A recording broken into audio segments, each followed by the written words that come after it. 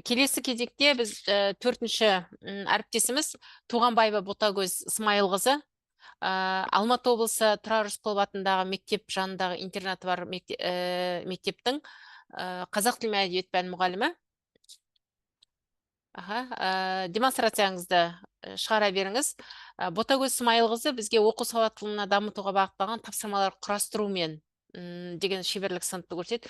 Өте біз жақсы мазмұнды шеберлік сынып көреміз дейміз. Өйткені бізде мұғалімдер үшін маңыздысы тапсырмалар құрастыруда біз кедергілерге көп ұшырап жатамыз. Сөз сізде. Қайырлы күн, құрметті әріптестер, естіліп тұр ма даусым? Иә, өте жақсы естіліп тұр, бастай беріңіз. Мен Алматы облысы Жамбыл ауданы Тұрар Рысқұлов атындағы орта мектебінің қазақ тілі мен әдебиет пәні мұғалімі Туғанбаева Ботагөз Смайылқызымын. Менің бүгінгі ұсынып отырған тақырыбым оқу сауаттылығын дамытуға бағытталған оқу мақсаттарына сай тапсырмалар құрастыру. Енді мен сіздерге мына бір құралды сіздерге көрініп тұр ма? Сұңғым кеп тұр. Осы менің тақырыбыммен осы құралдың қандай байланысы бар деп ойлайсыздар? Не байқадыңыздар? Әріптестер мұқият миға шабуыл. Уже айтып қойды.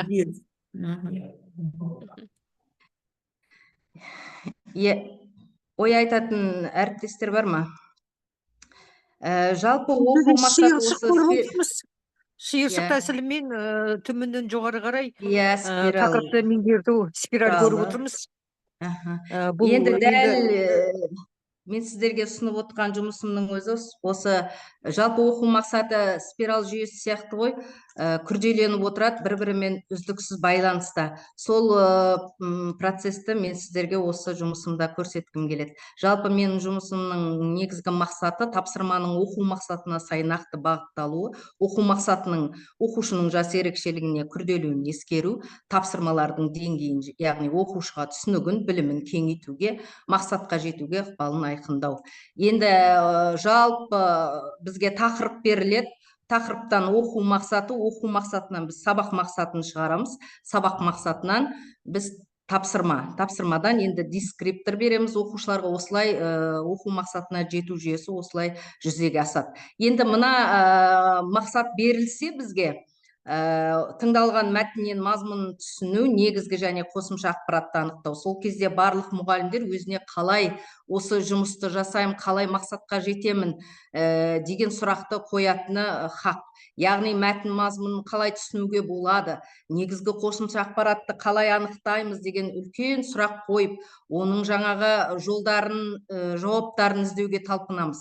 Яғни мәтін мазмұнын қалай түсінеміз, оны сұрақтар беру арқылы ма, мәтіннің бір бөлігін мазмұндау арқылы ма іздейміз, мәтіннің негізгі және қосымша ақпаратын қалай анықтаймыз, жауаптар ізінен дұрысын таңдау арқылы ма, бұрысын таңдау арқылы ма, жаңағы сәйкестендіру арқылы ма, осындай жаңағы осы мақсатқа жету үшін қалай деген сұрақ қоятынымыз хақ, оған жауап іздейтініміз хақ. Яғни тапсырмалар арқылы біз осы сұрақтың жауабын айқындаймыз. Енді мен 5-ші сыныптан бастамақпын, яғни бізге оқу мақсаты, кодталған мақсат беріліп тұр, яғни сынып, мынау тапсырма, яғни тыңдалым айтылым тапсырмасы, бөлімше және осы оқыту мақсатының реттік саны, тыңдалған мәтін мазмұны негізінде сұрақтарға жауап беру, көтерілген мәселе бойынша өз ойын білдіру. Осыдан сабақ мақсаты тыңдалған мәтін мазмұны негізінде сұрақтарға жауап береді, көтерілген мәселе бойынша өз ойын білдіреді. Осы мақсатқа тапсырма, мына тапсырманы алып отырмын, яғни жануарлар мен өсімдіктер деген мәтін тыңдатылады оқушыға. Енді осы жерде 5-ші сыныпта бізде тыңдалған мәтін мазмұны негізінде сұрақтарға жауап беру. Біз осы 5-ші сыныпта жануарлар деген не, болмаса өсімдіктер деген не деген мәтіннен сұрақтар береміз. Жоқ, балаға мәтін қандай мақсатта жазылған, мәтін бойынша өсімдіктердің ең үлкен маңызын көрсететін не екен аңғарыңдар деген сұрақтар берсек сыни тұрғыда, бала әрі осы мәтінді жүйелі түсінуге, олардың ішінен осы мақсатта не мақсатта жазылған түсінуге бала сыни тұрғыдан ойлана бастайды. Және мәтінде көтерілген мәселелер біздің мақсатымыздағы жануарлардың адам өміріндегі маңызды, өсімдіктердің маңызы. Осы мәселелерді көтере отырып, бала өз ойын айтса, яғни өз ойын айтқызу арқылы біз тыңдалған мәтін мазмұны негізіндегі сұрақ жауап беру арқылы көтерілген мәселені оқушы өзі білдіреді. Яғни осы мақсатқа жететін нақты тапсырма құрастырдым деп ойлаймын. Енді 6-шы сыныпта дәл осы кодталған мақсат, осы жерде мән берсеңіздер, тек қана сыныбы ғана өсіп өзгеріп тұр. Енді дәл осы мақсат тыңдалған мәтін мазмұны бойынша жалпы және нақты сұрақтарға жауап беру, мәтіндегі ақпаратты шынайы өмірмен байланыстыру. Жаңа 5-ші сыныпта жаңа мәтіннен сұрақтарға жауап беру болса, осы күрделенген нәрсені көріп тұрмыз. Сұрақтардың ауқымының жалпы немесе нақты сұрақтарға жауап беру. Яғни осы жерде біз тыңдалым тапсырмасын, тыңдалым алды тапсырмаға мақсатта тұрған ақпаратты шынайы өмірмен байланыстыру мақсатында осы өздеріңді берілген суреттегі 7 кереметтің біріне саяхаттауға келген турист ретінде елестетіп, сол жерде өткізген бір күніңді сипаттап айтып берші деп балаларға жаңағы шынайы өмірмен байланыстыру мақсатында осы тыңдалым алды тапсырмасын бердім. Тыңдалым тапсырмасына мәтін беріледі. Осы жаңағы мәтінді бала оқи отырып, жалпы сұрақтар, біз енді мұғалімнің шеберлігінде жалпы сұрақтарды құрып беріп, болмаса осыдан нақты сұрақ құрастырайықшы, болмаса жалпы сұрақты оқушылармен бірге құрап, нақты сұрақтарда оқушыларға құрғызсақ, біз жаңағы сұрақтардың ауқымын, мақсатқа жету сұрақтарының ауқымын күрделендіреміз. Және тыңдалымнан кейінгі тапсырма Қазақстанның көрікті жерлерін әлемнің 7 кереметі қатарына қосу үшін не істеуге болатынын ойландырып, жаңағы мақсаттағы өмірмен байланыстыру үшін шағын жоба, болмаса тыңдалым мына тапсырманы да беруге болады 4 сөйлем әдісін. Яғни осы жаңағы мақсатқа жету нақты осылай тапсырма жаңағы деп ұғынамын. Енді мына оқушылардың жұмысы, жалпы сұрақтар, нақты сұрақтар оқушылар құрап, жоба аясында жұмыстарын түсірдім. Оқушылар осы жұмыстарын орындады. Енді 7-ші сыныпқа назар аударыңыздар, дәл осы мақсат, сынып деңгейі өзгереді. Осы жерде енді мән беретін нәрсе проблемалық сұрақтарға, тыңдалған мәтіннен деректер келтіре отырып, дәлелді жауап беру, өз жауабын өзгенің жауабымен салыстыру. Жаңағы 5-ші сынып, 6-шы сыныптағы сұрақтарымыз енді проблемалық сұрақтардың жаңағы арқылы келтіру, яғни күрделеніп тұр, байқасаңыздар, сұрақ ауқымы. Біз осы мақсатқа жетуде денсаулық сақтаудың нақты жолы мәтіні беріп тұр. Осы мәтіннен енді салақтық пен надандық адамзаттың денсаулығының жоғалуының о бастағы себебі деп ойлайсыңдар ма? Осы жерде қандай проблема бар? Өз денсаулығының маңызын түсінбеу адамды қандай жағдайларға әкеп соғады? Өз денсаулығының маңызын түсінбеу деген не балалар, қандай проблема бар осы жерде деп проблемалық жаңағы деректер келтіре отырып, дәлелдер келтіре отырып, балаларға өздеріне жаңағы жауаптарын тыңдай отырып, енді мынау мақсаттағы өзгенің жауабымен салыстыру мақсатында мен жұптық тапсырма, мен саған әдісін қолдандым. Осы жерде оқушылар бір-бірінің жауаптарына жаңағы салыстырып, не артық, не кем сондай жауаптарын толықтырды. Бұл да мақсатқа жеткен негізгі тапсырма болды. Енді жұмыстары мінекей. Оқушылар өз ойларын жазды, оқып назар аударып көрсеңіздер, өте жақсы проблеманы көтеріп түсінгендерін, оқушылар сұрақтың аясында түсінгендерін жаза білді. Енді 8-ші сыныпта дәл сол мақсат сыныбы өзгерген. Бұл жерде перифраз түрінде берілген сұрақтар арқылы мәтіннен қажетті ақпаратты таба білу, көтерілген мәселе бойынша ой тұжырымдау. Енді жаңағы сұрақтардың ауқымы тілдік бағдар беру арқылы да күрделеніп тұр. Осы жерде перифраз деген енді орнын ауыстыру болса, осы жерде мәтін дәрігерлердің міндеті деген мәтін алынды. Енді тағдыр таразысында тұрған сәттерде шешуші рөл атқаратын мамандық иелері кімдер? Яғни бұл жерде перифраз қолданып тұр, бірден және қажетті ақпаратты осы сұраққа жауап арқылы қажетті ақпаратты оқушылар тауып отыр. Жаны қиналған жанға демеу болатын мекенге кімдер жатқызылды және ол жерге қандай көмектер көрсетілді? Жаны қиналған жан кім? Перифраз, яғни науқас адамдар. Кәсіби білімнен бөлек ақ халатты абзал жандарға қандай қасиеттер қажет? Ақ халатты абзал жандар дегеніміз перифраз кім? Осы жерде бірден жаңағы әлі тілдік бағдар, әрі сұрақтар бірден ақпаратпен оқушылар жауап беріп отырды. Ақпаратты жүйелі түсінді. Және мәселе бойынша ой тұжырымдауға мен телеграм әдісін қолдандым. Телеграмма жаңағы оқушыларға таратылып, дәрігерлердің еңбегі мен қоғам үшін маңыздылығы, дәрігерлер мамандығындағы жауапкершілік, жаны қиналған жанға демеу болу деген сияқты мәселелерге оқушылар өздері алдына келген телеграмма бойынша, жаңағы келген мәселе бойынша оқушылар жауап берді. Енді жұмыстары, мінекей оқушылардың практикалық жұмыстарын мен әдейі салдым оқушылардың.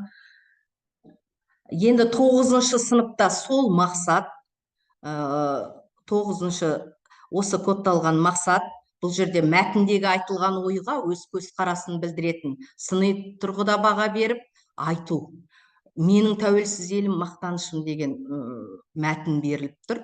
Осы мақсатқа жету үшін мен кубизм әдісін қолдандым. Енді суперкит бағдарламасында сіздер қолданып жүрген шығарсыздар. Сипаттау, салыстыру, зерттеу, қолдану, талдау, баға беру арқылы оқушылар өз көзқарастарын білдіріп, осы мәтіннің аясында және сыни тұрғыда баға беріп оқушылар айтып, осы мақсат, осы әдіс осы мақсатқа жетелейтін тапсырма болды.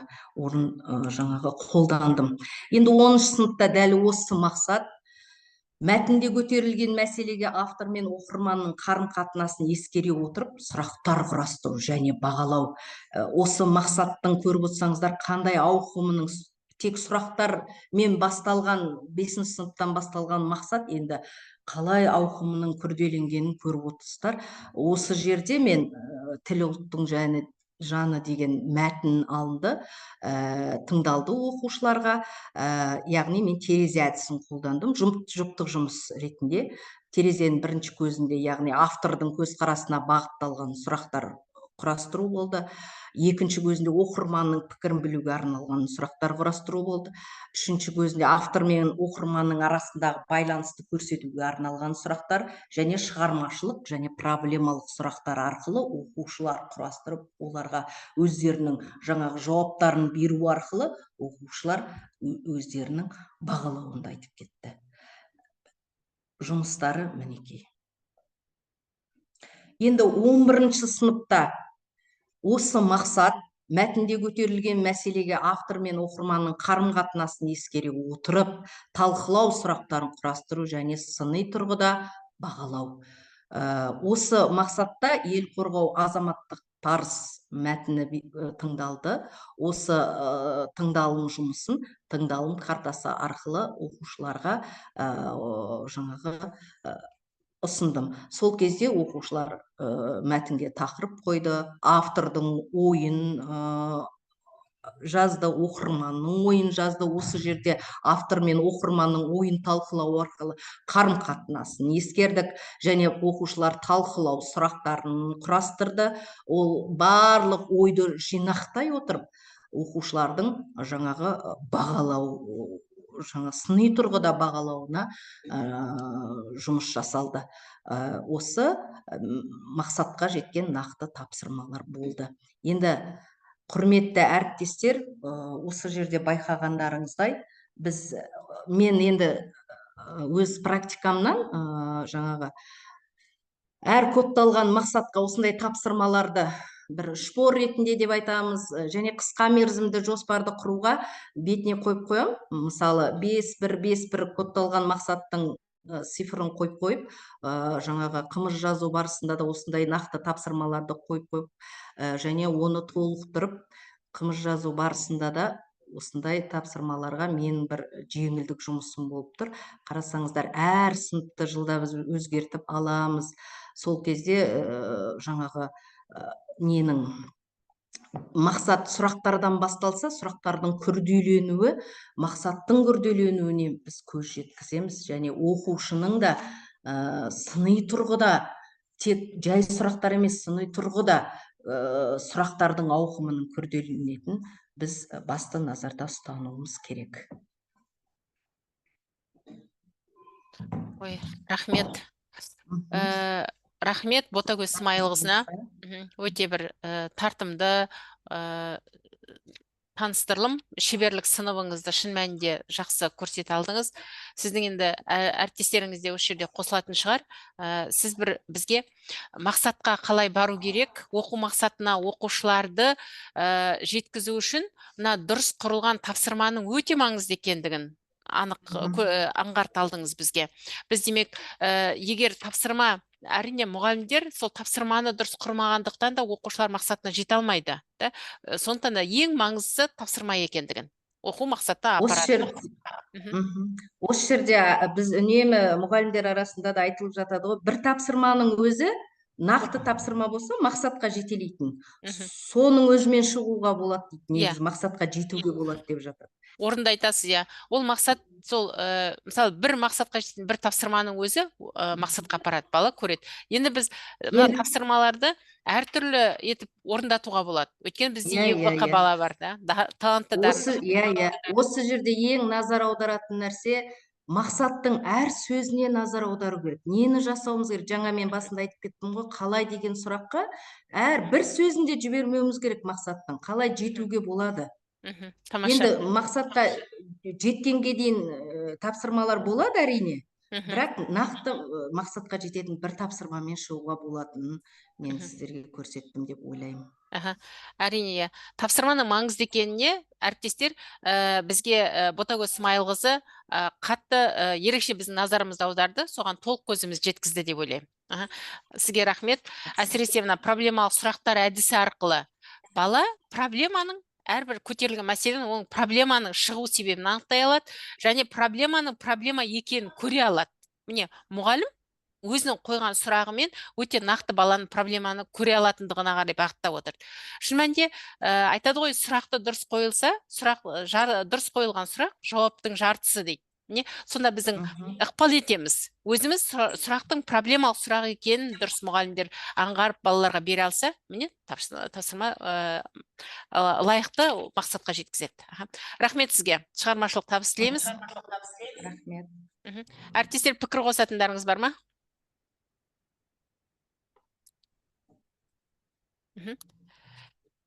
Ендеше біз бүгін шеберлік сыныбымызды аяқтай келе, бізге шеберлік сынып көрсеткен, өзінің шеберлік сыныбымен бөліскен Айнагүл Ахметжанқызына, Тілектес Дүйсенбекқызына, Роза Өсербайқызына, Ботагөз Смайылқызына жақсы осы шеберлік сыныптар үшін мыңда бір алғыс айтамыз.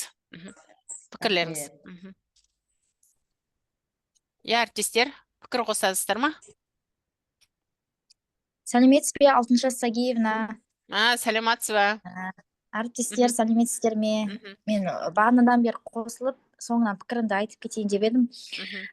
Біз Алтыншаш Сагиевнамен бізге курста тренер болып үйретті. Көп нәрсені сол кезде үйрендім. Осыдан 2 жыл бұрын функционалдық сауаттылық, сыни ойлау дағдысы және осы оқу жоспарын құруда ерекше білім беруді қажет ететін балаларға арнайы тапсырмалардың болу керек екендігін және жеңілден күрделіге қарай баланың сыни ойлау дағдысын, функционалдық сауаттылықты қалай дамыту керек екендігін мен шынымды айтсам осы Алтыншаш Сагиевнадан көп үйрендік. Осы курсқа да мынау бүгінгі болып жатқан Zoom-ға да әріптестерге де көп рахмет айтамыз. Жалпы функционалдық сауаттылық арқылы балалардың, біздің оқушылардың өмірмен әрбір тапсырманы басқа жақтан емес өмірмен байланыстыру керек екендігін, сол өмірде болып жатқан нәрселер арқылы біз баланың сыни ойлау дағдысын дамыта алатындығымызды және оқу мақсатына сәйкес оқу нәтижелері, бағалау критерийлері бірге қойылу керек екендігін, дескриптордың да содан шығатындығын біз осындай курстар арқылы білдік. Сіздерге көп рахмет. Рахмет сізге, әріптес. Тұрсынай Орынбасарқызы, рахмет сізге.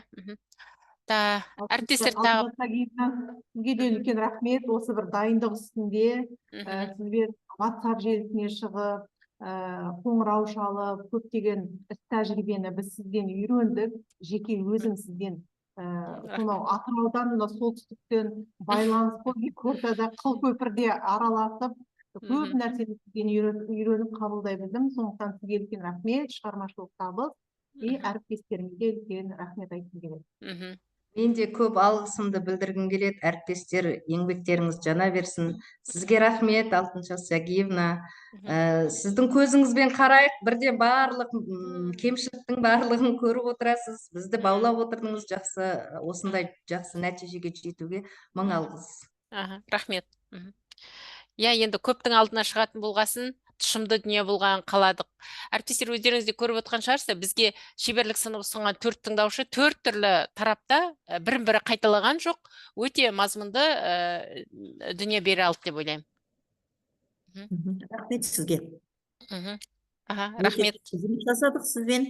Жұмысыңыз жемісті болсын. Осылай дайындай беріңіз. Рахмет. Рахмет, әріптестер. Ендеше мен сіздермен қоштасамын. Тағы да осындай үлкен тәжірибелік алаңда кездесе берейік. Сіздерден осы жоба аясында үлкен табыстар тілеймін. Шығармашылықпен жұмыс жасай беріңіздер. Мынау презентациялар жүктеп алыңыздар. Мына жоғары жағында иконка бар, жүктеу деген. Сол иконканы басу арқылы жүктеңіздер. Солай жасамай отырған шығарсыздар, әйтпесе жүктеп тұр. Осы жерден таныстырылымды жүктеп алыңыздар, қажет дегендеріңіз. Рахмет, әріптестер. Мен сіздермен қоштасамын, аман-есен болыңыздар. Сау болыңыздар. Бізде мүлдем шығып кетеміз ба? Иә, болды. Чатта байланысамыз. Сау болыңыздар. Сау болыңыздар.